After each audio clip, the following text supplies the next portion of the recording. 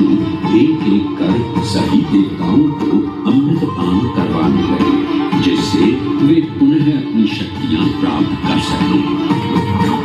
परंतु स्वर्भानु नाम का असुर जल्द ही भगवान विष्णु की ये चालाकी भांप गया और चुपचाप देवता वेश धारण कर उन्हीं के बीच में जाकर विराजमान हो गया।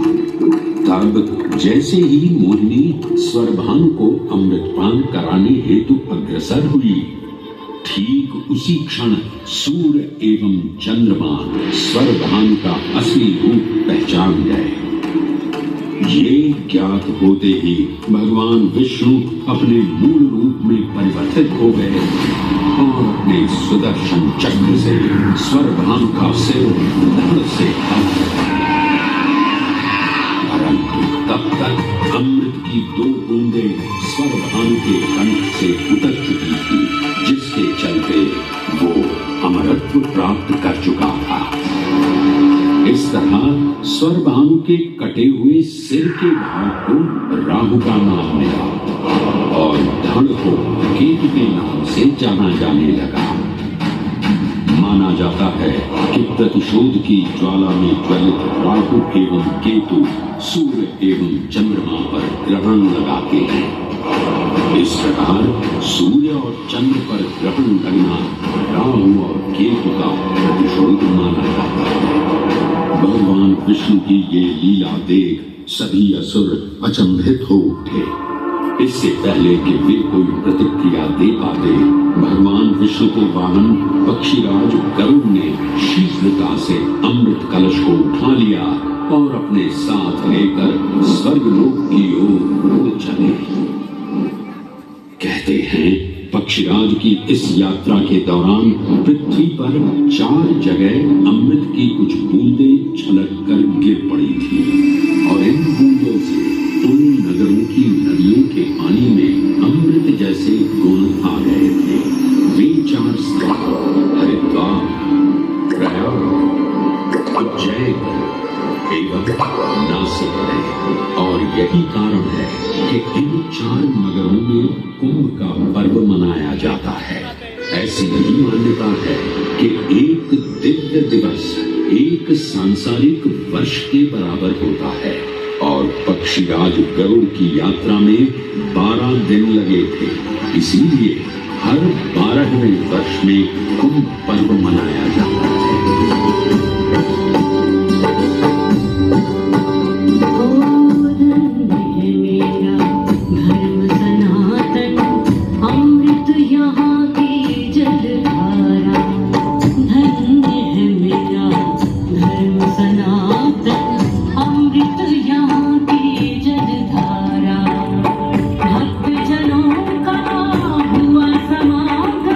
खुशियों का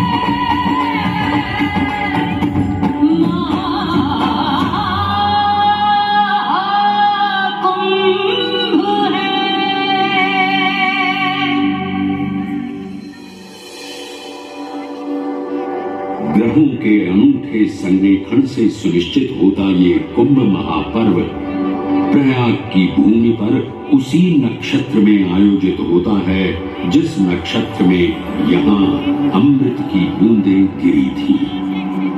गणनाओं के अनुसार जब बृहस्पति वृषभ राशि में और सूर्य चंद्रमा मकर राशि चक्र में प्रवेश करते हैं तब प्रयागराज में कुंभ पर्व आयोजित किया जाता है।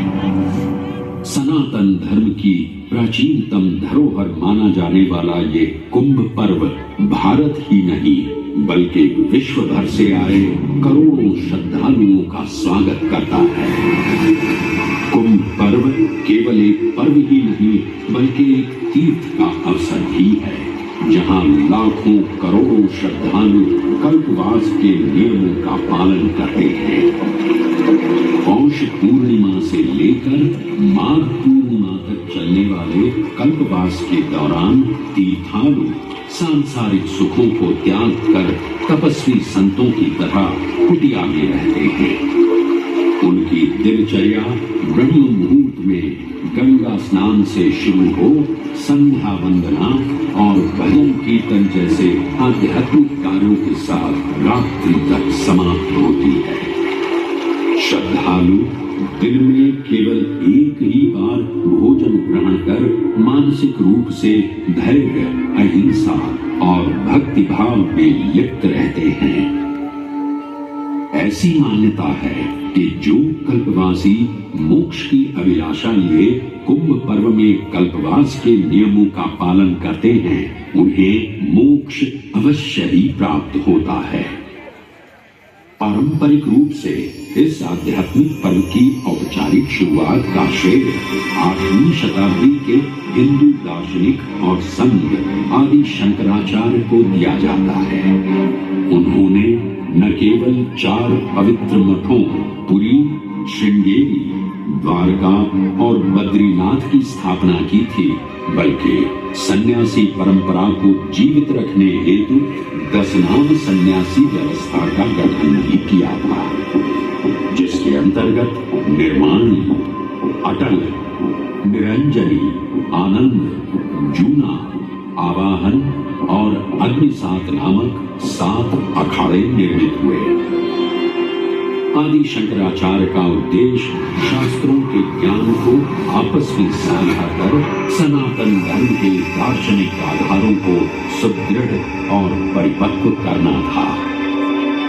अतः धर्म की सभी शाखाओं को संगठित रखने हेतु आदि शंकराचार्य ने प्रयाग की भूमि पर कुंभ पर्व को पुनः आयोजित किया।